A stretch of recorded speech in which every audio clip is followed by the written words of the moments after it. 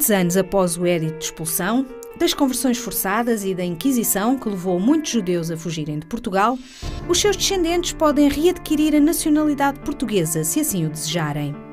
O governo português reconhece este direito através de um decreto-lei que entrou em vigor no início de março. A origem portuguesa pode ser provada, entre outras coisas, através do sobrenome, idioma ou árvore genealógica. Visa reconhecer, em primeiro lugar, um erro histórico, que foi o facto da perseguição e da exclusão dos judeus na altura de Portugal e, portanto, de certa maneira, esta lei é o reconhecimento desse erro e a tentativa, de alguma forma, de o reparar através do reconhecimento das pessoas que possam, de alguma forma, comprovar essa descendência, o reconhecimento o restabelecimento, no fundo, de uma nacionalidade da qual eles foram violentamente privados. Estes descendentes vêm hoje de países como Israel, Brasil, Turquia, Marrocos e Estados Unidos. Pessoas, enfim, cujos avoengos, cujos ancestrais partiram de Portugal há 4, 5 séculos, mantiveram sempre, ou pelo apelido, ou pela língua, ou pelo ladino, ou por alguns ritos, uma relação com este país e, portanto, essa relação é para mim a melhor mostra que são tão portugueses quanto eu próprio e que é um mero ato de justiça que lhes seja atribuída à nacionalidade portuguesa. Será que se nos tivessem feito isto a nós próprios, nós alguma vez seríamos capazes de esquecer, de perdoar e de querer reatar relações com quem nos tratou mal? Eu penso que a resposta é positiva, é porque realmente as pessoas sentem que o povo não foi responsável por aquilo que fizeram aqueles que o governavam na altura, não é? A Inquisição obrigou à fuga de milhares de judeus portugueses no final do século XV e início do século XVI, tendo muitos outros se convertido. Essa pessoa, se conseguir provar a sua ascendência judaico-portuguesa, tem os mesmos direitos do que alguém que recuperou a sua religião judaica, como foi o caso também de muitos dos cristãos novos que saíram daqui e que foram, por exemplo, para Amsterdão ou Império Otomano e que, de facto, recuperaram a sua religião judaica, o seu judaísmo. A questão fundamental não é o que eles são hoje. O que é fundamental é a sua ascendência. Se, de facto, descendem ou não de antigos judeus portugueses. Desde criança que eu sei que a minha família era de judeus sefaradis, expulsos de Portugal, que depois tinham ido para a Turquia e muitos séculos depois para o Brasil. E é engraçado porque eu sou portuguesa porque eu nasci aqui, né? Meus pais ficaram exilados em Lisboa na época da ditadura militar no Brasil. E eu por isso sou portuguesa. E a minha irmã sempre brigava um pouquinho, como se isso fosse possível, com os meus pais. Ai, por que eu não sou portuguesa? Por que eu não nasci lá também? E assim que surgiu a lei, eu falei, olha, agora você pode pedir a sua nacionalidade. E aí outras pessoas da família também ficaram interessadas e nós nos juntamos para fazer um dossiê em comum. Depois, claro que tem uma parte final que é diferente, que é individualizada, que cada um fala da sua própria relação com o judaísmo, porque isso também é importante. Da família do meu avô paterno, ainda os meus bisavós continuaram em Esmirna e 2 dos meus tios-avós também continuaram. O meu avô Jacques Lévy saiu de Esmirna e foi para a França e depois o irmão dele, que é o Sam Lévy, também foi para a França e em momentos diferentes o Jacques acabou ficando no Brasil porque ele trabalhava com exportação de serras de engenho para o Brasil e acabou ficando lá. E o Sam, se não me engano, foi para a Espanha e depois veio para Portugal, onde ele ficou e acabou se tornando uma personalidade importante na comunidade israelita de Lisboa. O que eu sei da família paterna é que a família saiu no início da Inquisição, ali no início do século XVI, e a família materna também deve ter sido, porque as duas famílias mantiveram o sobrenome judaico, né? Então Salem e Levi. E as famílias que saíram depois, que ainda permaneceram aqui algumas gerações durante a Inquisição, elas chegaram a adotar nomes portugueses, o que não foi o nosso caso, e aí saíram direto para Esmirna mesmo, para a Turquia, onde se estabeleceram e frequentaram sempre a comunidade Calcadoche de Portugal. Então eles sempre mantiveram essa relação com Portugal. A família Levi de Castelo de Vide. Agora a família Salem não sei de onde que saiu. O que eu sei da família Salem é que eles também fizeram esse percurso até Esmirna, frequentavam a mesma sinagoga de Portugal e tinha um rabino do século XVIII, que era o rabino Shlomo Salem, que foi um grão-rabino da comunidade portuguesa. Ele é de Adrianópolis, na verdade, na Turquia. E ele foi para Amsterdã, que era o maior centro da comunidade israelita portuguesa na época, para imprimir um livro dele, que a gente não conseguiu descobrir que livro é. No museu, eu fiz essa pesquisa também no Museu Judaico de Amsterdã, mas foi impossível descobrir que livro era esse. E também onde ele fez uma litografia da sua imagem, que isso a gente descobriu depois num livro, num estudo sobre a comunidade sefaradi, que era bastante particular dessa comunidade, fazer gravuras dos rabinos, uma espécie de veneração pelos seus rabinos. E esse rabino era um antepassado meu, e essa gravura foi passando de geração em geração, de primogênito em primogênito, até chegar ao meu avô, pai da minha mãe, Maurício Salem. Cabe à comunidade judaica portuguesa certificar a ligação destas pessoas às tradicionais comunidades judaicas portuguesas do passado. E, historicamente, para uma comunidade, posso dizer do mundo inteiro, estamos a falar de uma situação completamente invulgar, uma responsabilidade que talvez seja completamente inusitada no âmbito da história das comunidades. Estamos a falar de um requerimento da nacionalidade que é instruído de 3 partes. A primeira parte é a identificação, é o registro de nascimento normal, é o registro criminal, que passa por todos os sítios onde essa pessoa, o candidato, residiu. Ele vai ter que fazer esta comprovação. E, finalmente, é o tal certificado que atesta a tradição de pertença a uma comunidade judaica de origem portuguesa. Neste momento, a comunidade israelita de Lisboa emitiu já 71 certificados. As comunidades dão-nos aqui a garantia de que o processo vai ser um processo absolutamente transparente, um processo rigoroso. As comunidades têm a maior das preocupações nesse sentido, daquilo que já me foi transmitido, quer pela comunidade israelita de Lisboa, quer pela comunidade israelita do Porto, querem que seja um processo que corra muito bem e estão, digamos, empenhadíssimas em que também toda esta oportunidade que a legislação abra seja usada de uma forma exemplar. Quem considerar fazer o requerimento para a emissão do certificado deve consultar o nosso site www.cilisboa.org. Aí encontra o nosso guia de procedimentos com toda a informação detalhada, que deve ler com muita atenção. Deve reunir o máximo de documentos que acha que são pertinentes e relevantes. E aí então podemos abrir o processo. A pesquisa documental é da responsabilidade do requerente. Nós não fazemos árvores genealógicas, não vamos em busca desses documentos. A pessoa já deve chegar aqui com esse tipo de documentos,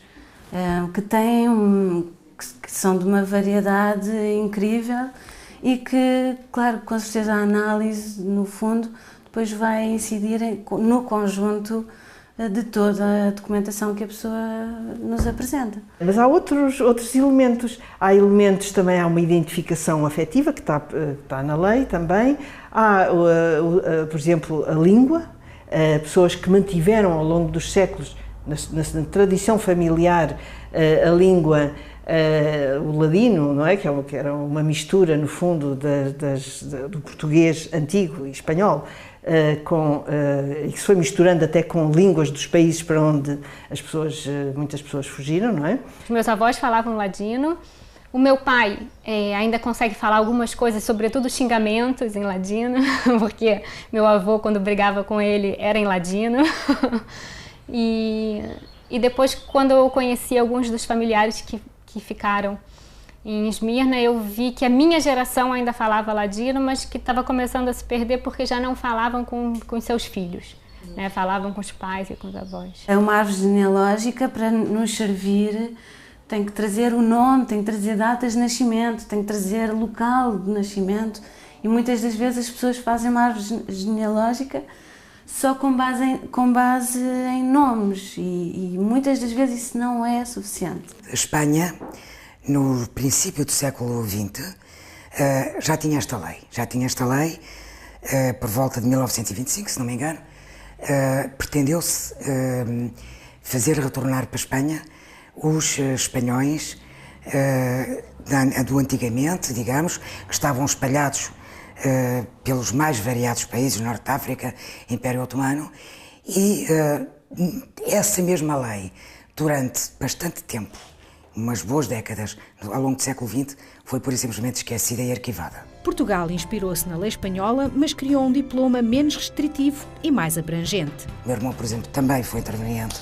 António Caria Mendes, e mais tarde a doutora Maria de Belém baixa à Comissão do Parlamento esta lei e é secundada pelo doutor Ribeira Castro, pelo CDS, e esta lei acaba por ser aprovada por unanimidade no Parlamento, que foi uma coisa absolutamente extraordinária para nós, judeus. A interpretação da nossa lei da nacionalidade já permitiria resolver caso a caso alguma destas situações.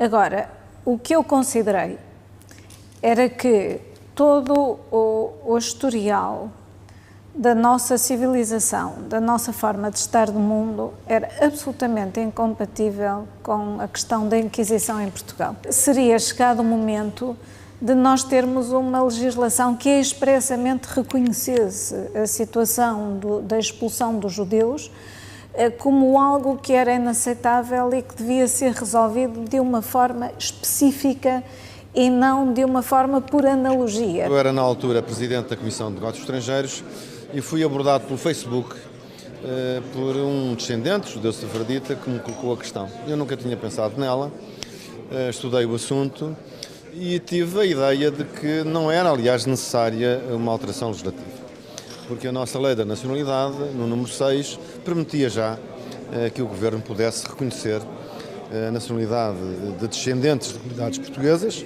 como era aqui o caso, e, portanto, isso teria que ser apreciado. E coloquei, aliás, perguntas com desafios ao Governo nessa altura. A lei está em vigor, o regulamento está em vigor, estamos já em tramitação dos primeiros casos, é isso que nos permitirá depois afinar as agulhas.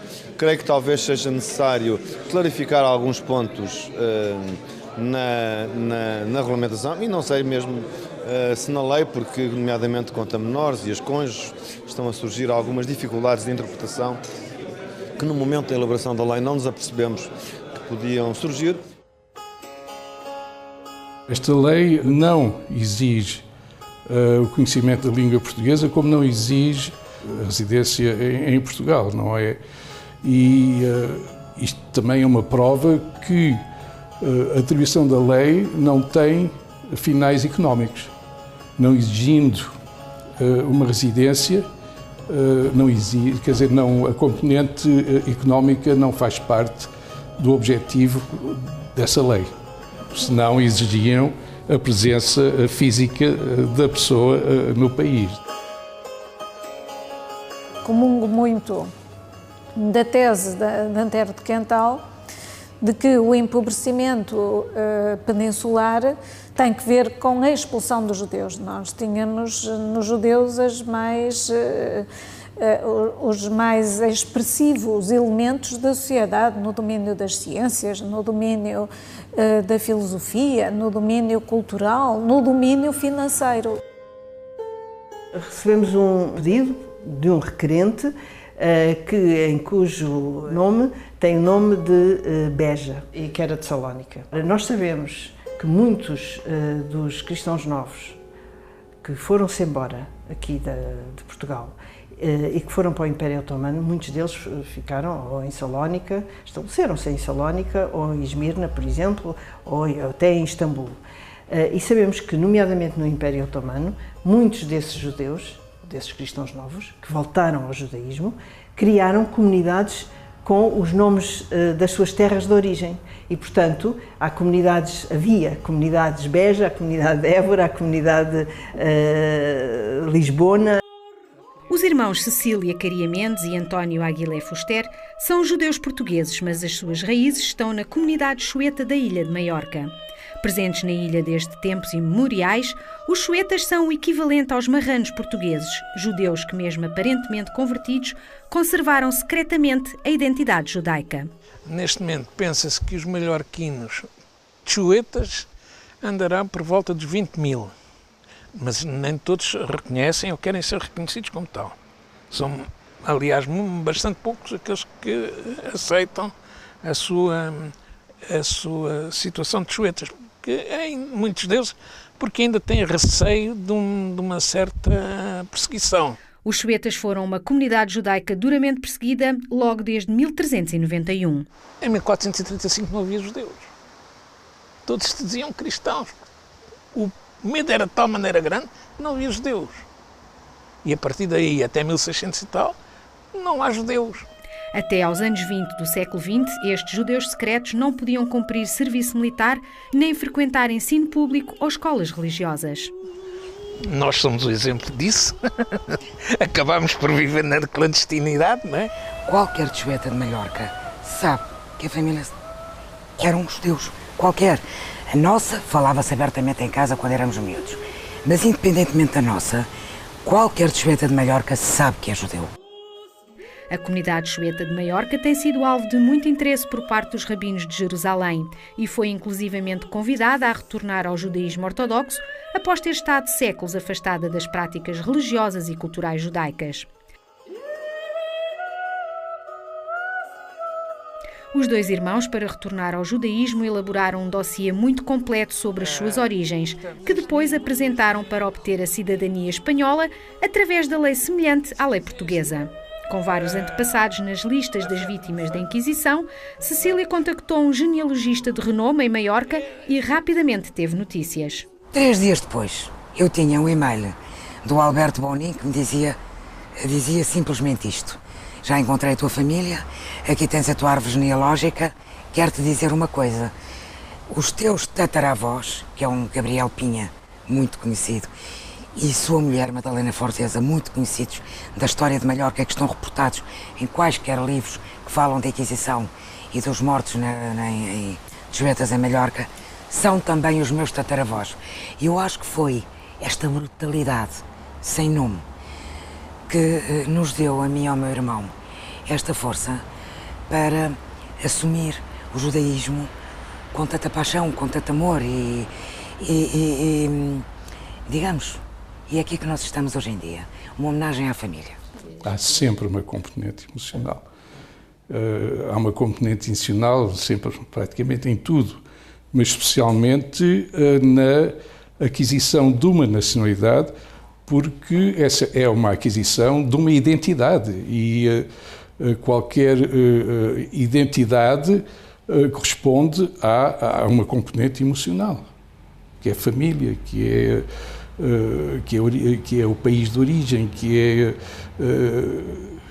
são as locações que tiveram, é todo o ambiente, música, comida, lazer, é tudo, faz tudo parte de uma componente emocional que faz parte da identidade de cada um. Nós temos provas textuais, primeiro porque a história da família foi contada em alguns livros, então isso foi tudo utilizado como prova também, até porque esses livros foram escritos muito antes da lei portuguesa, ninguém tinha por que inventar. Escritos por especialistas em história. Sim, o Boris Fausto, que eu falei, que é esse historiador, a minha mãe que era jornalista, então tinham esses 2 livros, depois livros falando da comunidade sefaradi, então a questão da gravura, como era uma questão que se fazia, e a gravura do Rabino a gente também achou na biblioteca da Universidade de Jerusalém, achamos num livro de um americano.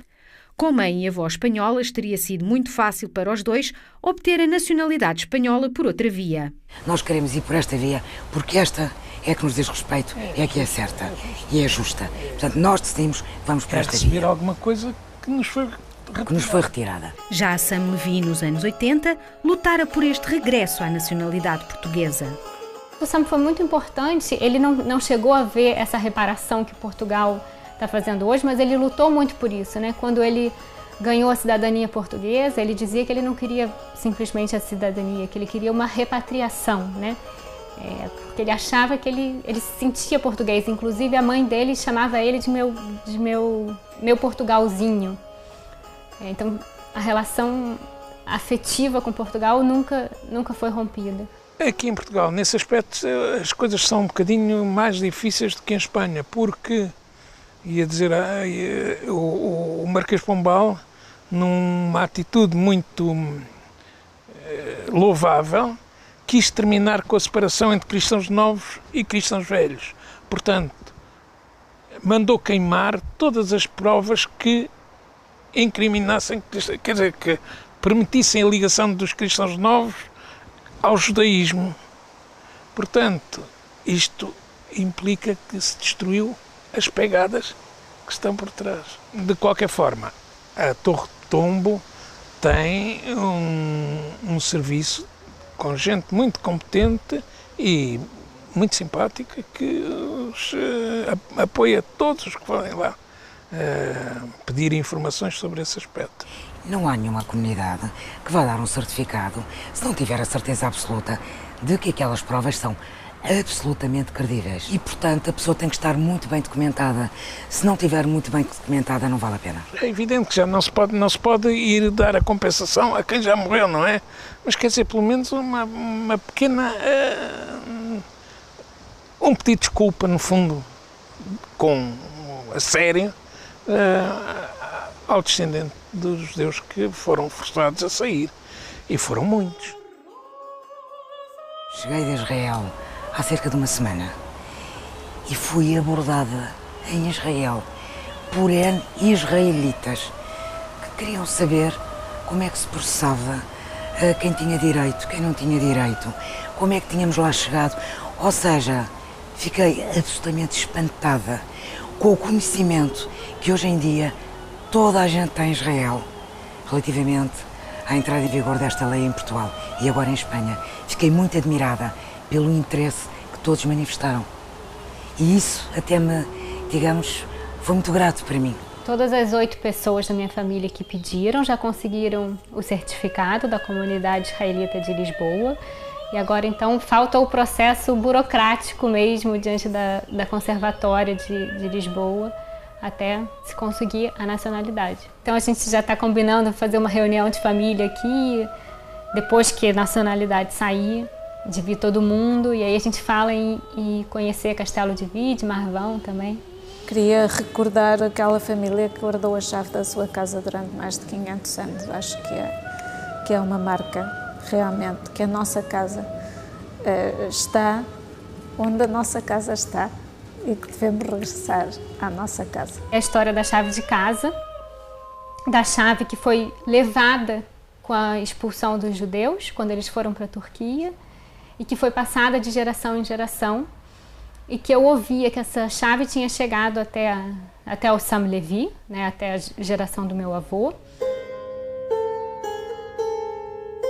A dor da expulsão também nos perseguiu, e o reconhecimento da nacionalidade dos judeus sefaradim, para mim, é muito mais que um simples documento. Representa a alegria de voltar e sentir uma grande injustiça a ser reparada. Requerente marroquino. Acredito que isso seja uma forma de minimizar os danos causados pelas brutalidades da Inquisição. Requerente brasileiro. Poder finalmente resgatar os vínculos com a terra de origem. Requerente brasileiro. Uma forma de manter viva a memória daqueles que foram obrigados a deixar a sua terra. Requerente dos Estados Unidos da América. Continuar transmitindo para as minhas filhas essa memória familiar e histórica tão rica, da qual tanto me orgulho. Requerente israelita. A intenção de fortalecer as raízes portuguesas da minha família e reconectar a cultura sefardita à qual eles se sentem tão ligados. Requerente turco.